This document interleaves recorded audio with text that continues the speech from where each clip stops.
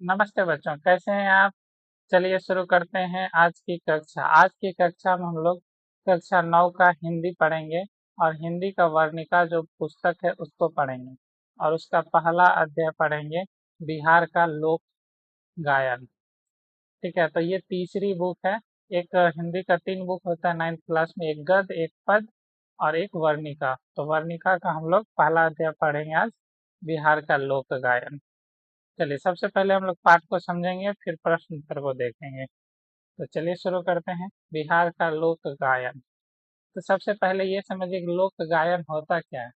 तो लोक गायन जो है एक तरह से हमारी प्राचीन सभ्यता से चली आ रही, जो गांव में जो हम लोग गाते हैं, ठीक है, गांव के भाषा में ही अक्सर गाया जाता है, तो उसको लोक गायन कहते हैं। जैसे शादी के समय में गीत गाते हैं या पूजा होता है तो उस समय जो गाते हैं, जैसे छठ पूजा के समय में गाते हैं, तो उस तरीके का जो गीत होता है उसी को हम लोग क्या कहते हैं, लोक गायन। तो चलिए शुरू करते हैं। लोक गायन की अकुत संपदा से भरपूर बिहार की धरती एक से बढ़कर एक गायक वादक पैदा किए हैं। जन्म, ठीक है, जन्म के समय जनेऊ, विवाह, व्रत, उत्सव, कुटौनी, पिसौनी, रोपनी आदि के समय औरतों द्वारा गाए जाने वाले विभिन्न गीतों में लोक गायन का वास्तविक स्वरूप दिखाई पड़ता है। ठीक है,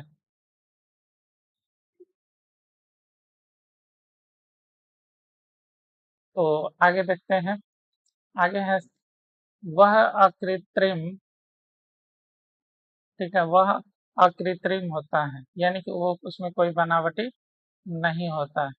और उसमें उल्लास, भक्ति, प्रेम, परिहास, करुणा, उल्हाना आदि के साथ ही स्वागत, विदाई आदि के भाव भी स्वाभाविक रूप से व्यक्त मिलते हैं। जैसे अगर हम लोग शादी में गाते हैं तो शादी में, जिसमें शादी हो रहा होता है, उस समय करुणा का गीत होता है, फिर विदाई का भी गीत होता है। लेकिन जिसमें बारात आता है उस समय उस परिहास का भी गीत होता है। ठीक है, यानी कि उस समय उसका मजाक उड़ाया जाता है। परिहास मतलब क्या होता है, मजाक करना। ठीक है, तो मजाक करने वाला भी गीत गाया जाता है। चलिए आगे देखते हैं। खिलौना, सोहर, झूमर, ज्योनार, जंतसार, सांझा, बाराती, रोपनी गीत। रोपनी गीत, होली, होली में कौन सा गीत गाया जाता है, फगवा गीत गाया जाता है। ठीक है, और चैता, चैता चैत मास में जो गाया जाता है उसको चैता कहते हैं। आदि दर्जनों प्रकार के गीत बिहार की मिट्टी की अपनी गूंज है और अंतस की अभिव्यक्ति है। जनेऊ तथा विवाह के हल्दी, मंडपाच्छादन, स्नान, तिलक, स्वागत, भोजन, गुरहथी, मंगढकी, सिंदूरदान, कोहबर, कन्या विदाई आदि विविध प्रसंगों के गीत हमारी ग्रामीण कृषि संस्कृति के अभिन्न अंग हैं।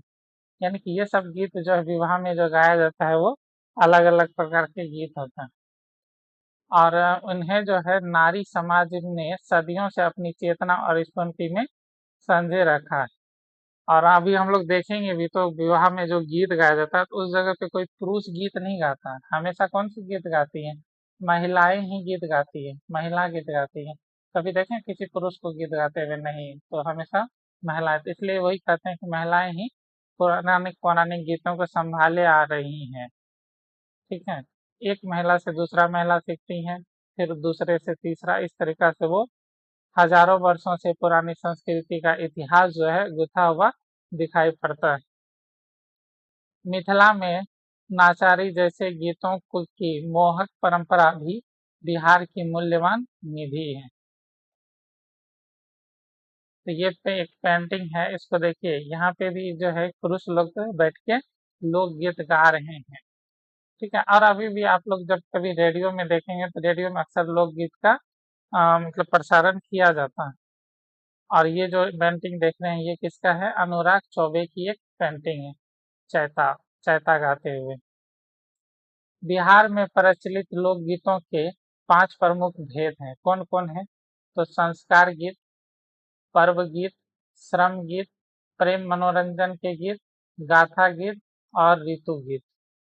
जन्म, जनेऊ, तिलक और विवाह के विभिन्न प्रसंगों पर गाए जाने वाले गीत संस्कार गीत के अंतर्गत आते हैं। ठीक है। और पर्वतीय गीतों में छठ गीत, पर्वतीय मतलब हो गया यहाँ पे पहाड़ नहीं समझ लीजिए, पर्वतीय मतलब त्योहार। त्योहार को पर्व भी कहा जाता है। त्योहार को क्या कहा जाता है? पर्व भी कहा जाता है। तो पर्व के समय जो गीत गाते हैं उसी को हम लोग क्या कहते हैं? पर्वतीय गीत। तो पर्वतीय गीत में छठ गीत सर्वाधिक महत्वपूर्ण है। और श्रम गीतों में जंसार तथा रोपनी के गीतों की लय की तरंगें परिवेश में ऐसा नाद घोलती है कि सारी थकान घुल मिल कर विलीन हो जाती है। तो रोपनी गीत जो है ना, रोपते समय गाते हैं। जैसे धान रोपनी का जो अभी समय चल रहा है, ठीक है, धान रोपनी का जो समय चल रहा है, तो इसमें जो महिलाएं धान रोपती हैं तो वो आपस में सब गीत गाते रहती हैं, रोकते रहती हैं, तो उनको यानी काम का थकान का आभास नहीं होता और निरंतर काम चलता रहता है। प्रेम मनोरंजन के गीतों का प्रचलन मुख्य रूप से श्रमशील पुरुषों, ठीक है, चरवाहे, हलवाहे, गाड़ीवान आदि में रहा है। ठीक है। और प्रेम मनोरंजन मान ली भैंस जो चरा रहे हैं तो वो क्या करते हैं? बैठ के अपना गाते रहते हैं, भैंस को चराते रहते हैं, ये समय पास हो जाता है। ये मन की मौज के अनुसार विरह, लौरिक, लौरिक यानी कि लौरिकायन आदि भी मुक्त भाव से गाते हैं। और लौरिका, भरथरी और नैका गाथा गीतों के नायक रहे हैं। 12 मासा की परंपरा लोक गायन में भी रही है। और परंतु होली और चैतर अलग से ऋतु गीतों की पहचान बनाते हैं। ठीक है। यानी कि हर महीने के हिसाब से अलग अलग गीत गाया जाता है, लेकिन होली और चैता गीत जो है ये विशेष पहचान बनाते हैं। बिहार के लोकगीत के इन विभिन्न पक्षों को कबीरदास के निर्गुण पदों, ठीक है, और सुत तुलसीदास के भक्त ने भी इतनी गहराई तक प्रभावित किया है कि वे अपने अभिन्न भाव से घुल मिल गए हैं। ठीक है, घुल गए गए हैं। माली जाति के लोग देवी के विशेष प्रिय भक्त माने जाते हैं और उनके गीत में भक्त की जो तन्मयता होती है वह अन्य किसी में नहीं देखने को आती। इस विभिन्न गीत गानों में ढोलक, ठीक है, झाल, डुग्गी यानी कि डंका और हुडुक यानी कि हुड़का आदि वाद्य यंत्रों का प्रयोग होता रहा है। और संस्कार गीतों में औरतें भी ढोलक का उपयोग करती हैं। होली और चैता में ढोलक और झाल का सामूहिक वादन मस्ती तथा उमंग की समा बांध देता है। और इन बाजाओं को बजाने वाले का ना कोई घराना है और ना ही कोई गुरु शिष्य परंपरा।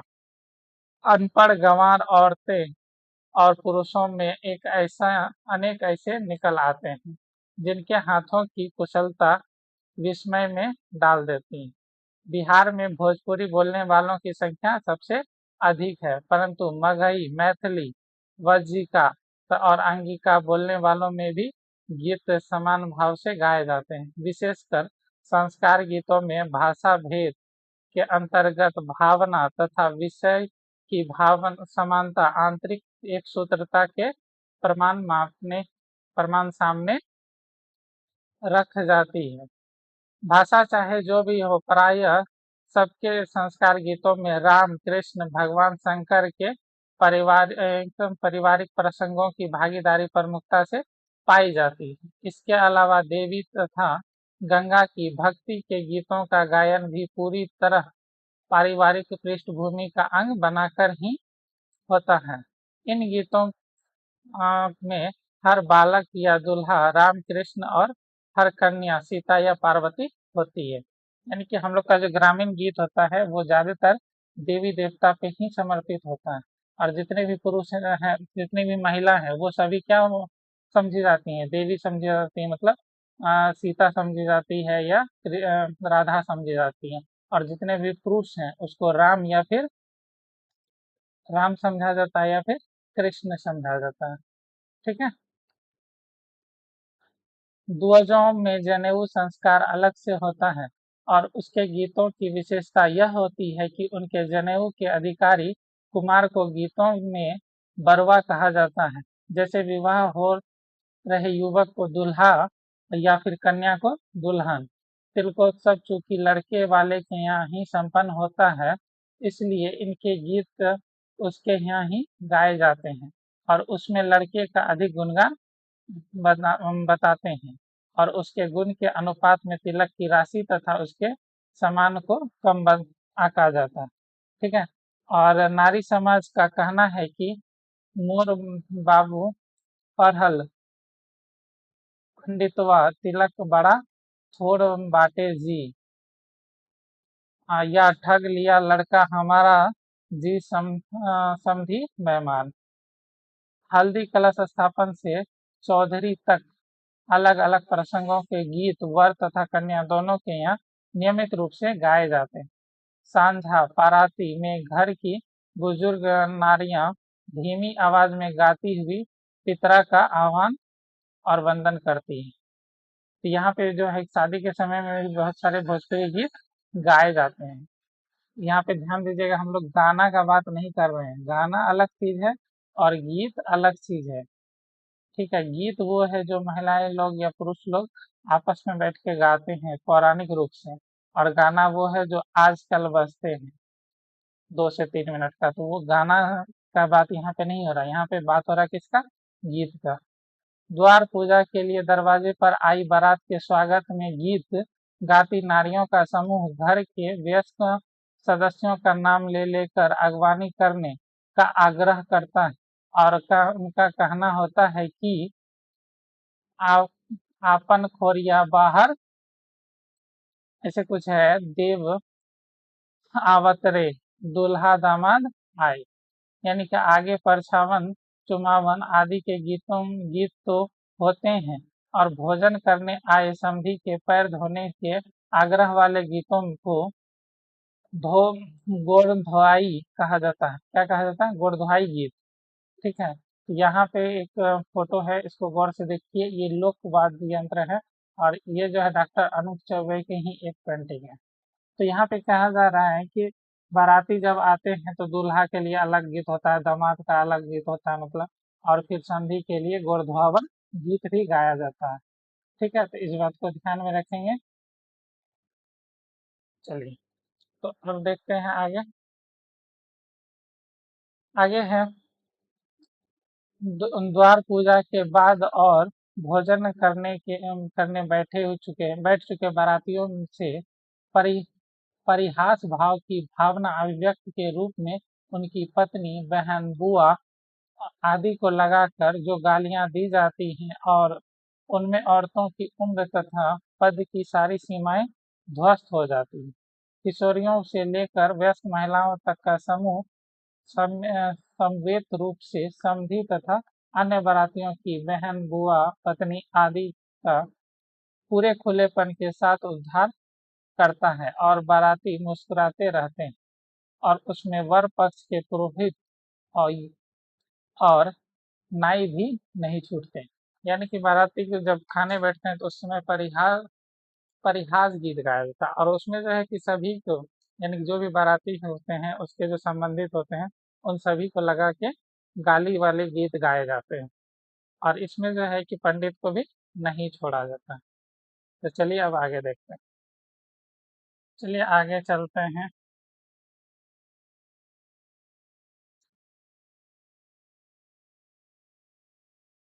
आगे है बिहार के गीतों में सिंदूरदान और बेटी की विदाई के गीत करुण भाव के मांगलिक पक्ष के परिचायक हैं और कहा जा सकता है कि करुण भाव का प्रवेश सिंदूरदान के गीतों से ही होता है और जो विदाई गीत में चरम स्थिति को प्राप्त कर लेते हैं।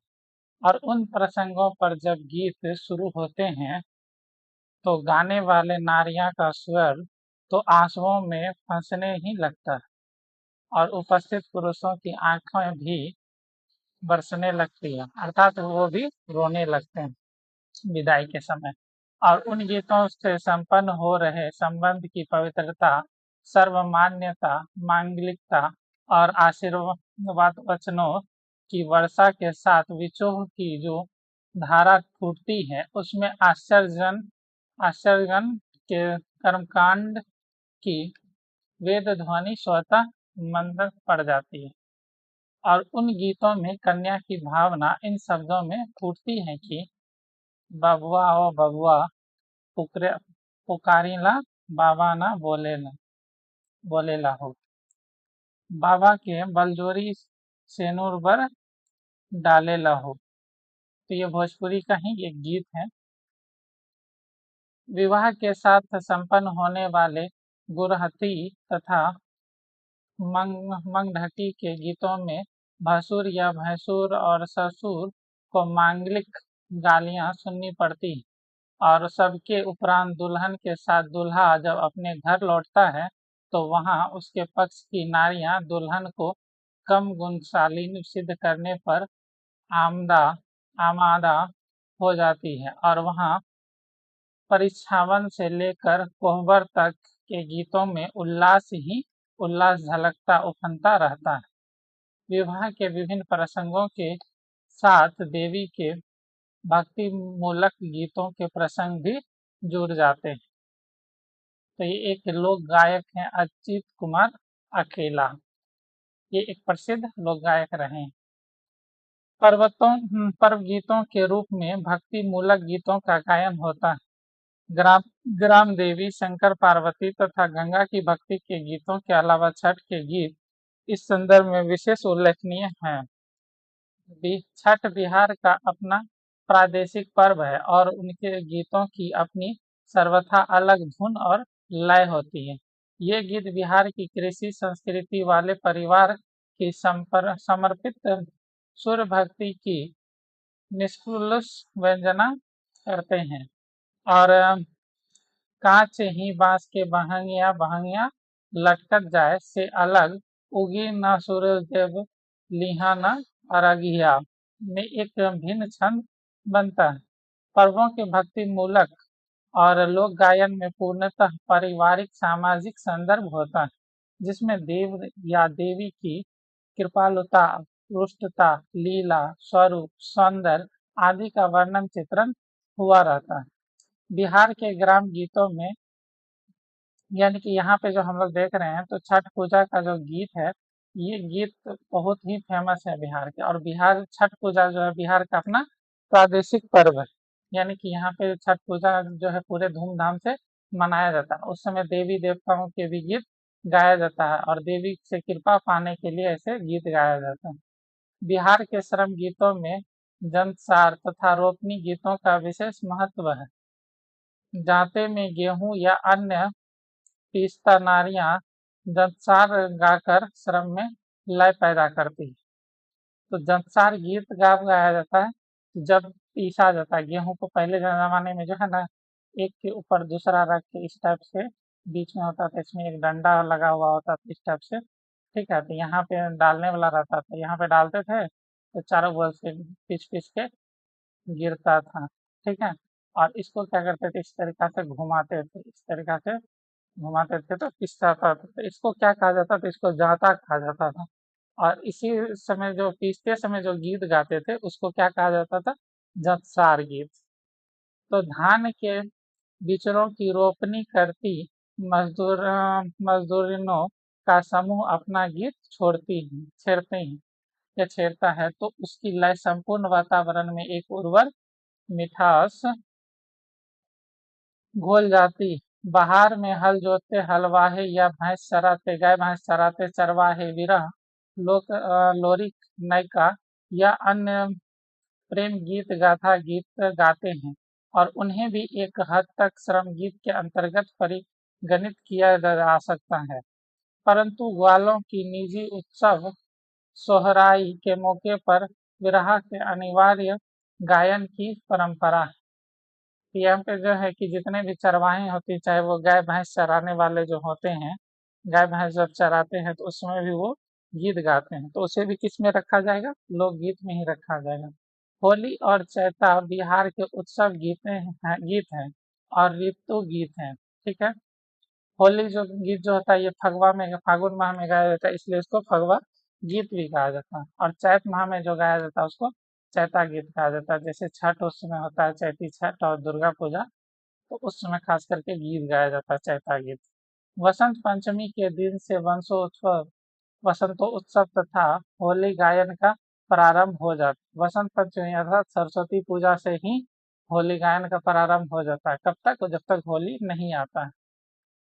जो चैताई यानी चैत की परिवा के दिन पूर्णता पाता है तथा उस दिन ही अर्धरात्रि के बाद से चैता गायन प्रारंभ हो जाता है। ये दोनों ढोलक, झाल, करताल आदि लोक वेदों के साथ गाए जाने वाले समूह गान है। और बिहार के होली चैता गायन की विशेषता है कि इनके गायन में नारियों की भागीदारी नहीं होती। और होली में तो पौरुष भाव से पूर्ण उल्लास, संयोग, श्रृंगार की अनेक मर्यादाएं तोड़ जाता है। और बिहार के होली गीतों पर ब्रज भाषा तथा अवधी की होली गीतों का भी गहरा प्रभाव पड़ता है।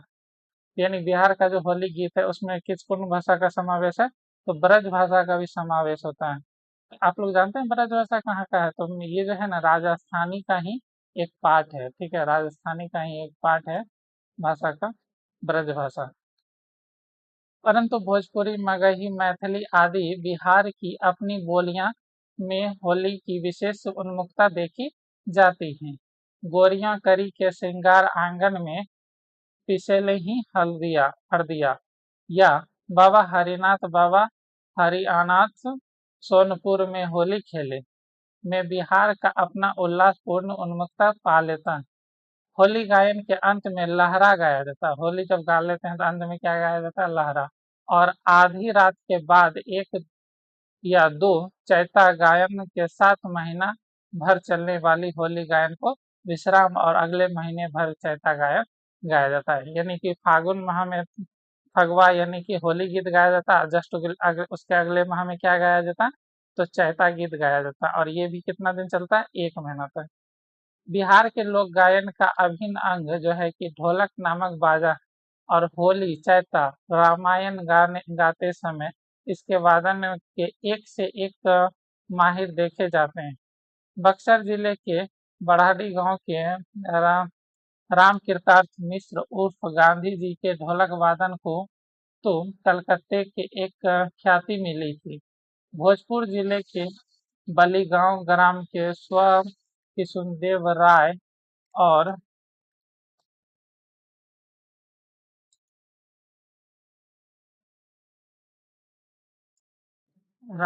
छोटका सर्राव संसराव के कंठासुर राय की अद्भुत कला उनके साथ ही चली गई।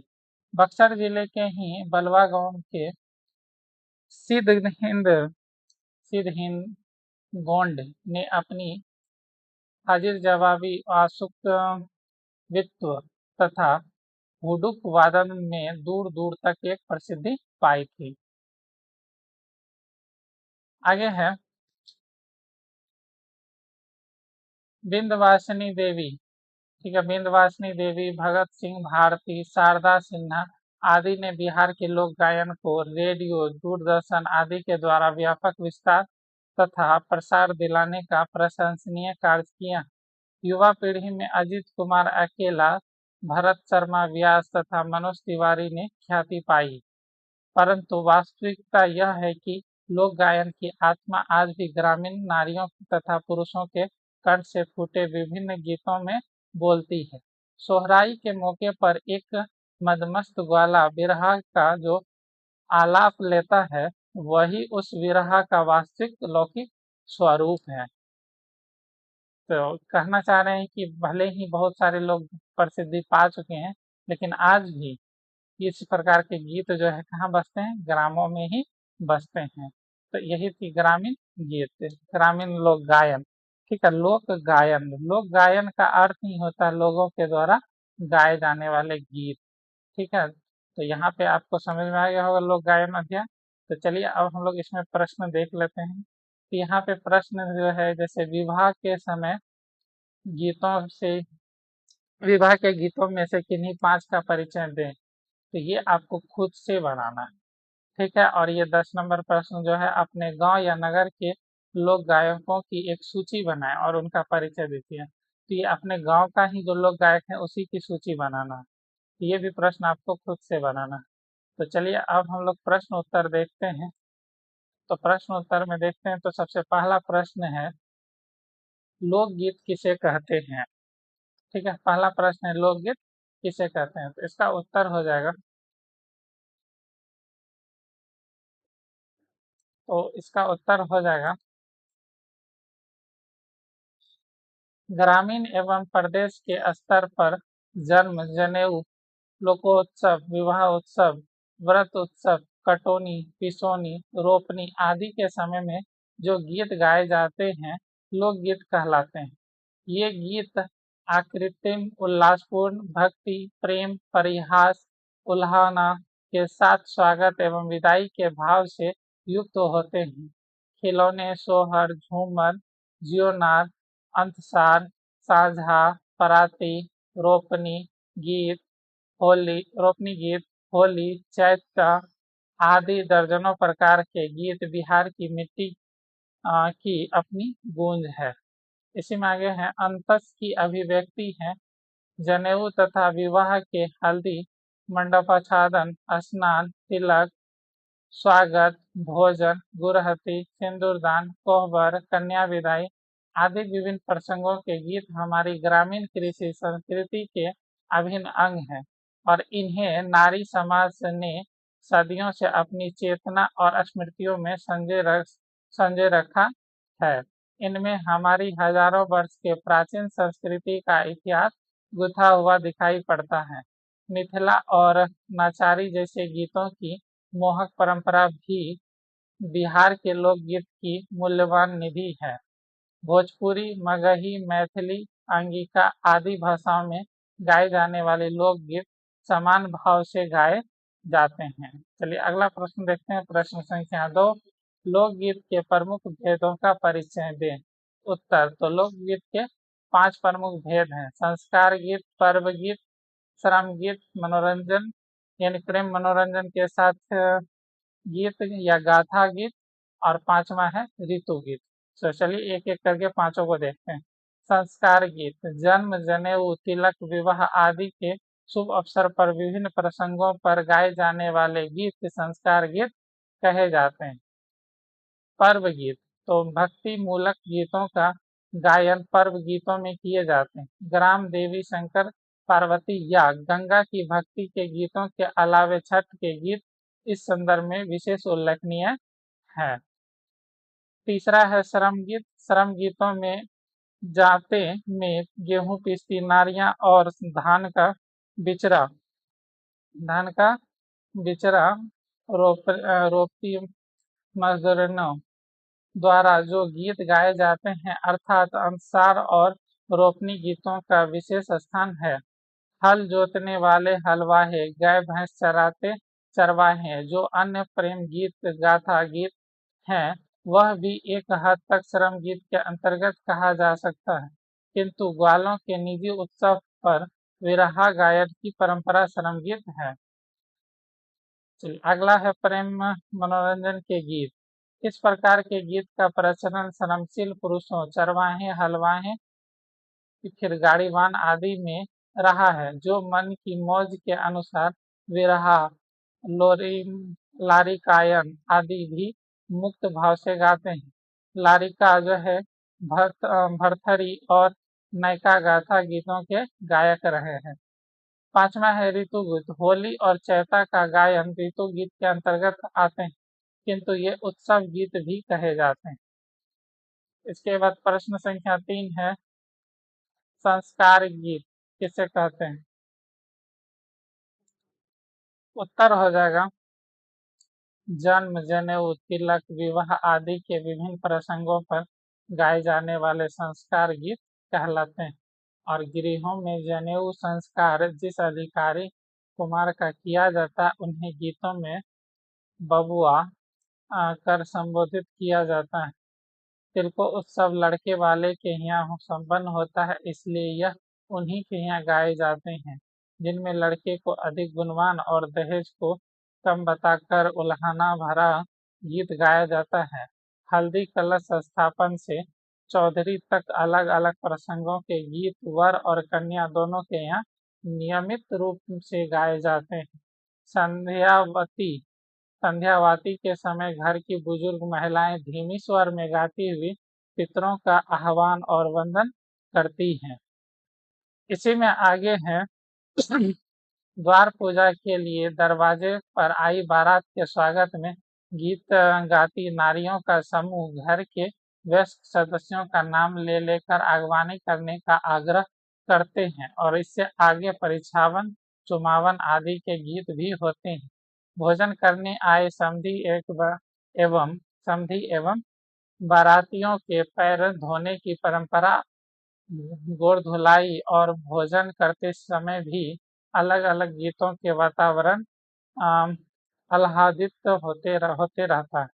विवाह गीतों में सिंदूरदान एवं बेटी की विदाई के करुण भाव मांगलिक पक्ष के परिचायक हैं और करुण गीत का प्रयोग सिंदूरदान में प्रवेश करता है और विदाई के चरम स्थिति में परिणत हो जाता है। इस प्रकार संस्कार गीत लोकगीत का एक प्रमुख गीत है। चलिए अगला प्रश्न देखते हैं। प्रश्न संख्या 5, आपको अपने क्षेत्र में विवाह के किन किन प्रसंगों के गीत गाए जाते हैं? तो आपके अपने क्षेत्र में विवाह के किन किन प्रसंगों के गीत गाए जाते हैं? इसका उत्तर हो जाएगा, हमारे क्षेत्र में विवाह के विभिन्न प्रसंगों पर भिन्न भिन्न प्रकार के गीत गाए जाते हैं। ठीक है, अगर आप चाहें तो इसे अपने शब्दों में भी लिख सकते हैं इस क्वेश्चन का आंसर। जैसे बारात के द्वार पर लगने पर द्वार पूजा, संधि मिलन, पांव परिछालन, चुमावन, सिंदूरदान, कोहबर, विदाई आदि के प्रसंगों पर भिन्न भिन्न भाव और अर्थ के गीत गाए जाते हैं। अगला प्रश्न देखते हैं। प्रश्न संख्या 6, किस पर्व के गीत आपको सबसे अधिक अच्छे लगते हैं और क्यों?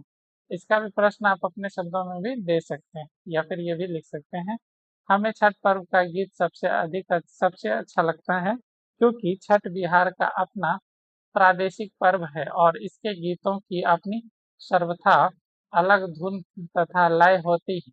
छठ पर्व के गीत बिहार के कृषि संस्कृति वाले परिवार को समर्पित सूर्य भक्ति की निष्कलुष व्यंजना करते हैं। कांच की बांस के बहंगिया बहंगिया लचकत जैसे अलग उगी न सूरज देव लिही न अरगिया में एक भिन्न भिन्न छंद बनता है। छठ के गीत पर्व के अंतर्गत आते हैं। छठ के गीत जो है पर्व गीत के अंतर्गत आते हैं। पर्वों के भक्ति मूलक लोक गायन में पूर्णतः पारिवारिक सामाजिक संदर्भ होता है जिसमें देव या देवी की कृपालुता, अरुष्टता, लीला, स्वरूप, सौंदर्य आदि का वर्णन चित्रित हुआ करता है। चलिए अगला प्रश्न देखते हैं। प्रश्न संख्या 7, शास्त्रीय गीत तथा लोकगीत का सामान्य अंतर स्पष्ट कीजिए। इसका उत्तर हो जाएगा, शास्त्रीय गीत तथा शास्त्र सम्मत होता है। शास्त्रीय गीत जो है शास्त्र सम्मत होता है और लोकगीत अकृत्रिम होता है। लोकगीत जो है कि स्वच्छंद चेतना पर आधारित होता है। लोकगीत गांव में ग्रामीण और शास्त्रीय गीत नगरीय। शास्त्रीय संगीत में गीतकार के भिन्न भिन्न घराने होते हैं किंतु लोकगीत में विभिन्न अंचलों की संवेदना स्पष्ट होती है और दोनों परंपरागत हैं। शास्त्रीय संगीत परंपरा पर निर्भर नहीं है और लोकगीत निर्भर है। लोकगीत अधिक लोकप्रिय है। शास्त्रीय के नियम और गायनी के रूप एवं उसकी सीमा आदि पर संगीतकार को आश्रित रहना पड़ता है। लोकगीत इसके विरुद्ध परंपरा पर है और इसमें कोई नियम या सीमा नहीं होती। लोकगीत अनपढ़ द्वारा भी गाया और रचा जाता है। चलिए अगला प्रश्न देखते हैं। प्रश्न संख्या 8, विवाह गीतों में किन्हीं 5 का परिचय दें। तो विवाह गीतों में जो बारात जब द्वार पर आते हैं तो द्वार पूजा के समय महिलाओं का समूह गीतों के स्वागत करते हैं, यानी गीतों से स्वागत करते हैं। तत्पश्चात समधी एवं नजदीकी समधी के साथ बारात का पांव परिछालन प्रसंग पर गीत गाए जाते हैं और उन्हें गोड़ धुआई गीत कहा जाता है। ठीक है, तत्पश्चात चुमावन के गीत होते हैं। द्वार पूजा के बाद भोजन करने बैठ चुके बारातियों के साथ परिहास भाव की अभिव्यक्ति के रूप में उसकी पत्नी, बहन, बुआ आदि को लगाकर जो गालियां गाई जाती हैं, उनमें किशोरियों से लेकर वयस्क महिलाओं तक की उम्र एवं पद की सारी मर्यादा ध्वस्त हो जाती है।